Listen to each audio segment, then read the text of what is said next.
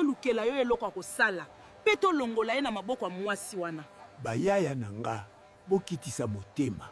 Mama Flora oyebi te. Papa Kwamba aza kuna na réunion na bandeko na ye. Ah bon, yaka kolakisa nga esika bazali. Bandeko ya Papa Kwamba bavandaka awa. Ah, donc baolinga basombela Kwamba 3 pine. Il faut na bima mutu malamu awa na profiter. Mbote basemeki. Yango mwasi oyo ozala la Saint-Esprit to nini? Oye kosala nini? Awa. Ah, basemeki na nga na yaki kaka kopesa bino mbote. Oyebi awa ndenge nini ozalaka ndoki? Biso na yo tozalaka ba camarade. Te basemeki na uti kutu église batei biso toyokana. Yo outi église. Pasta yango aza penza makasi. Mam Flora. Ah, ngana kei na ngana yaki kaka kopesa bino mbote. Nalingi bino mingi. Kende malamu Flora.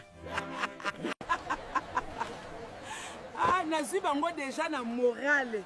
Soki nasalaki boye te balingaki bapesa Kwamba eloko te po. Namoni lokola mwasi na yo a changé.